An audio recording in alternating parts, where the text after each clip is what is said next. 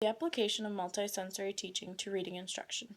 Some research questions that go along with this are: what are the benefits of multisensory teaching, which is that reading instruction is more short periods of time so the students don't get frustrated. Reading skills become increased, phonemic awareness becomes increased, and students gain more practice, and they're working hands-on and they're engaged in their learning. What are some multisensory techniques or materials for teaching?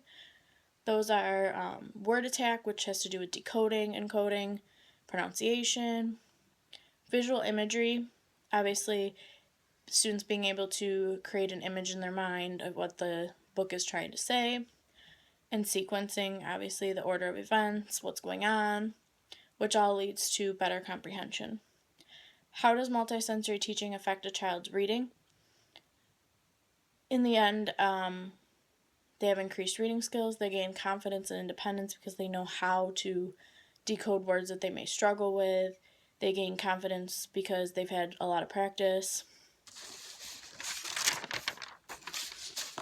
Some literature review findings that I found were: instruction's done in short periods of time, and it allows the students to work hands-on for that period of time, and they're not frustrated, they're having fun, they're engaged, they're practicing their phonemic awareness, encoding and decoding. Practice, practice, practice. This all provides students practice for moving towards being a successful reader. And multisensory teaching appeals to their senses, so it acts as a stepping stone towards reading. Some approaches that kept popping up in many articles for multisensory teaching were the Orton-Gillingham approach, word attack and language skills, and a big one was visual imagery. Some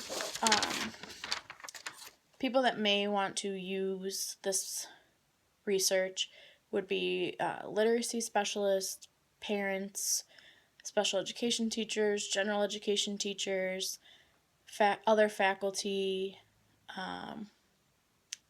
principals. There's like a wide variety of people that would want to use this research. For my lessons, the standards that go along with the lessons are readiness anchor standards for reading, reading for literature, reading for informational text, foundational skills, phonics and word recognition, fluency, college and career readiness, language and vocabulary acquisition. For my instruction, it would be a 40-minute block of instruction, and within the first 10 minutes it would be whole group, and it would act as an introduction where students would be gaining the reading for the week, which is usually a short book, and they would gain the directions, and there would be following a 30-minute center time. So during the 10-minute introduction, students would go through with the teacher and gain experience and ask any questions about the centers as the teacher explains them.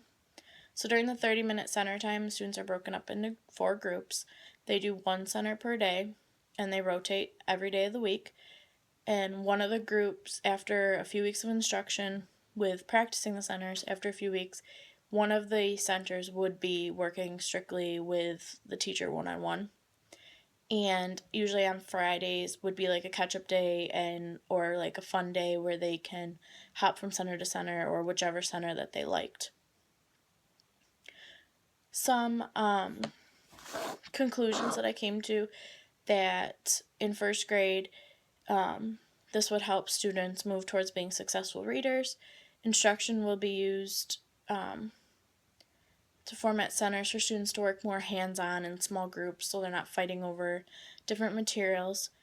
And the multisensory teaching could branch off into so many different subjects, topics, and some of the centers that were used were